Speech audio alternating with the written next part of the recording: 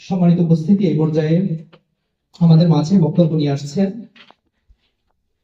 সাবেক চেয়ারম্যান হযরত শাহজালাল উচ্চ বিদ্যালয়ের সাবেক সভাপতি জননেতা মোহাম্মদ নওয়াব খান সাহেব।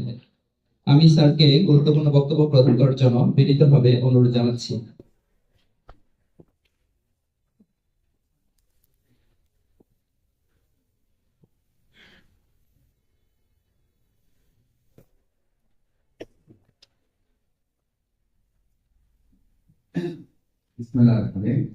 আসসালামু আলাইকুম।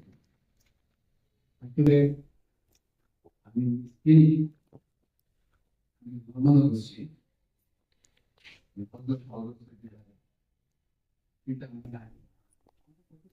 আমি এখানে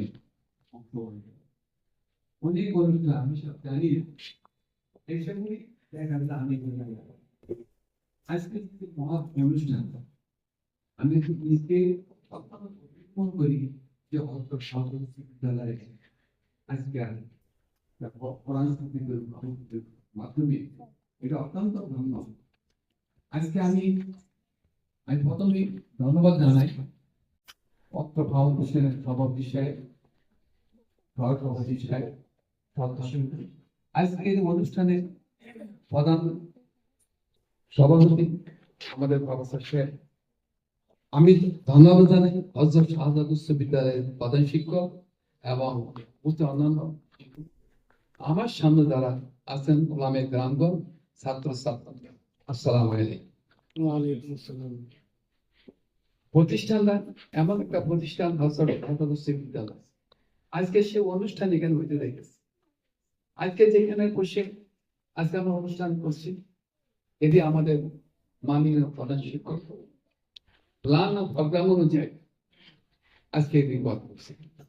যাই হোক, আইজা যে ফাউন্ডেশন মাধ্যমে যে সাহায্য সহযোগিতা উদ্দেশ্য একটি গরিব অসহায় মানুষের পাশে দাঁড়ানো, সেই উদ্দেশ্যকে আজকে আল্লাহর কালাম বিভিন্ন প্রতিষ্ঠানের মাধ্যমে যারা অসহায় ছেলেদের উপহার দিবেন, এটার জন্য আগামী দিন জন্য এটা চলমান অবস্থা থাকে। আমি আরো একটা অনুষ্ঠান দেখেছি, সেখানে বিতরণ করছে পোশাক। আপনার যে মহৎ অনুষ্ঠানটা মহৎ উদ্যোগ নিয়েছেন, আমি আল্লাহর কাছে ফরিয়াদ করি, দোয়া করি এই মহৎ উদ্দেশ্য যেন সামনে দিয়ে এগিয়ে যায়।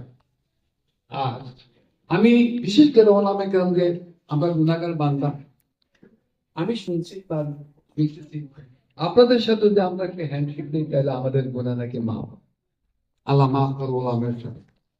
আমি দোয়া করি এই মহৎ উদ্দেশ্যের জন্য তারা দোয়া করবেন, এই ফাউন্ডেশনের সাথে দোয়া করবেন, তারা যেন এই উদ্দেশ্যতে চলমান অবস্থা থাকে। যে উদ্দেশ্য এই যে কোরআন শরীফ বিতরণ করতেছে, আল্লাহ যেন তারা সেই উদ্দেশ্য আল্লাহ কামনা করে, এই বলে আমরা বক্তব্য শেষ করছি। আল্লাহ হাফেজ।